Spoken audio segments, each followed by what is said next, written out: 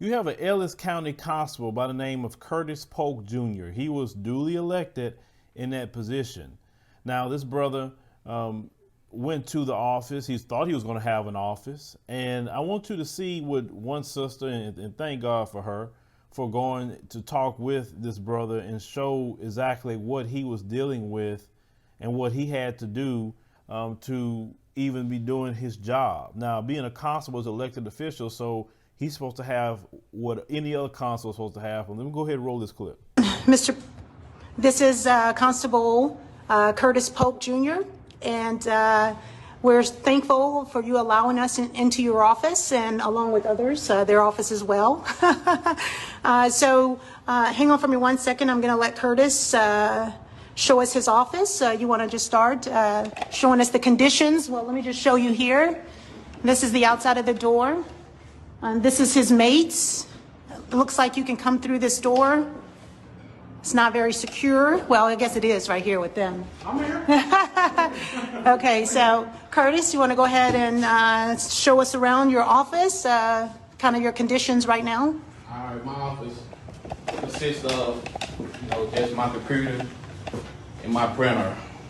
Right now, this is pretty much all that could fit in here, with the deputy stuff in here as well. And I'm a witness that, hang on for me 1 second, y'all, because you can hear him better. You'll probably have to talk up just a tad bit louder. But when the other gentleman walked in here, like literally everybody has to like move around, like there's no space. So as you can see, their stuff is very, very small and combined. This is another second desk over here. So you're talking about an elected constable, that this is all that he has. No administrative staff, correct? No, man, no clerical staff. Just me and my chief deputy. Okay, so how you feeling? What do you want the people to know? Pretty hurt.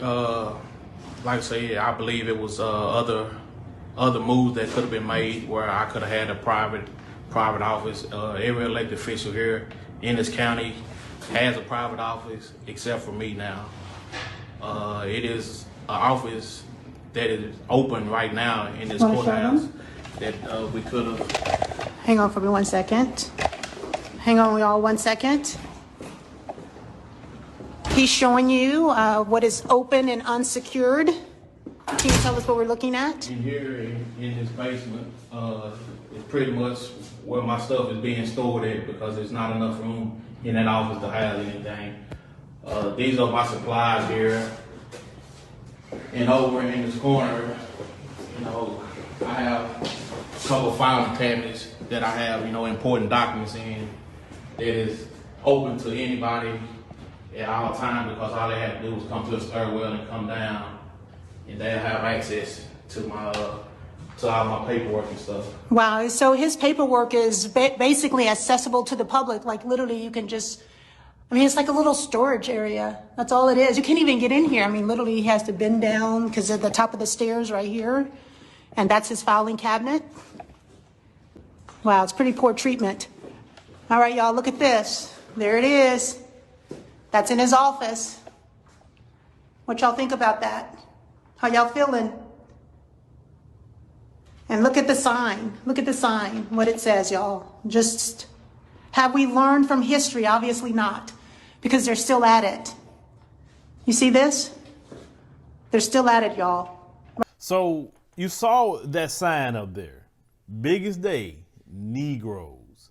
And it comes from the segregation era. Now, he is the only black person working in a county position in his county. And yet prior to that, those who were around there saw that sign all the time. And it was no issue for them. A lot of times you see black people say, well, maybe we need to get within the system to change the system. But let me tell you something, that system, when they talk about institutionalized racism, that's what they mean. That means every institution in this country has a foundation of anti-black hatred, no matter what it is. We know good and well policing started off as slave catching. We know that. So that is the foundation of that. And this is why you always have white supremacist and racist incidents going on in police departments, sheriff's departments, constable's office, because it's in the foundation of America. Pick a area of America and it's going to have anti-black hatred there. The only way you can really get rid of the anti-black hatred is that the whole system has to come tumbling down and it has to be rebuilt with a new foundation. And they do not want a new foundation at all because they are happy the way it is. They're happy with the standard of anti-black hatred. And, you know, when it comes to the white supremacists and those who follow them, which is a lot of people in American society, you know, 2 + 2 = 4.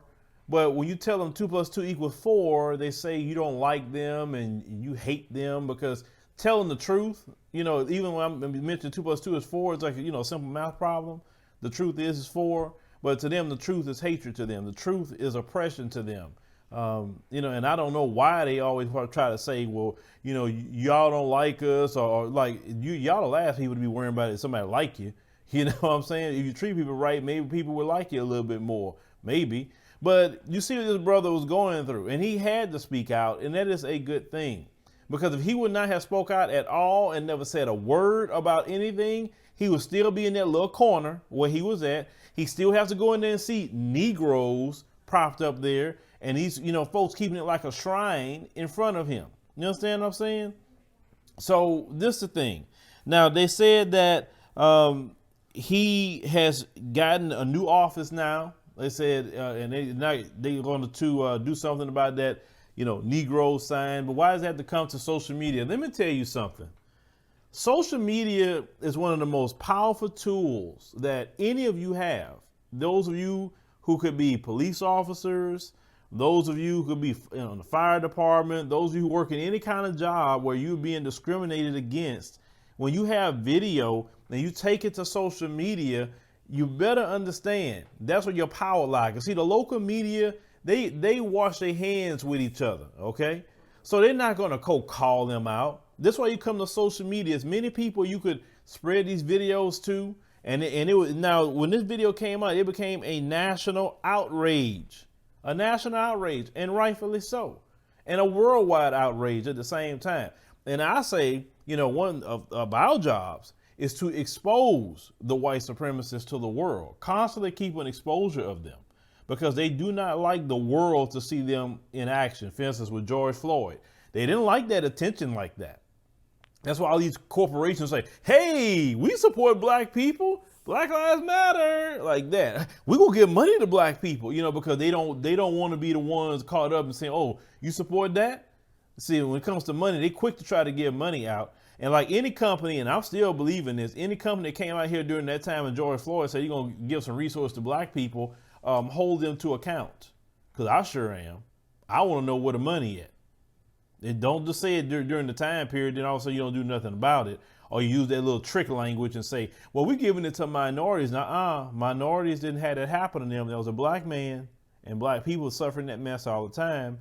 But this is what they'll do. And this brother, like I said, is duly elected. He's duly elected official. He's a police officer. I thought back to blue. What happened to that? The thin blue line. What happened to that? See, the thin blue line and back to blue, they only mean the Mzungu. They don't mean black officers. And I've talked to enough black officers to tell me that this is the disrespect that they will get in these, you know, police departments, sheriff's departments, etc. I mean, they don't get treated good. They really don't. But leave me a comment. Let me think about the situation, you know, with this brother, Curtis Polk Jr. Out of Ellis County. And, you know, brother, you see this video, you know, keep your head up. You know, be careful out there. And because, you know, these folks, they say they hate you got that position, brother. They hate that. They do not like to submit to the authority of a black man. It runs through them. I mean, they can't stand it. So I know they hate to see you in that position.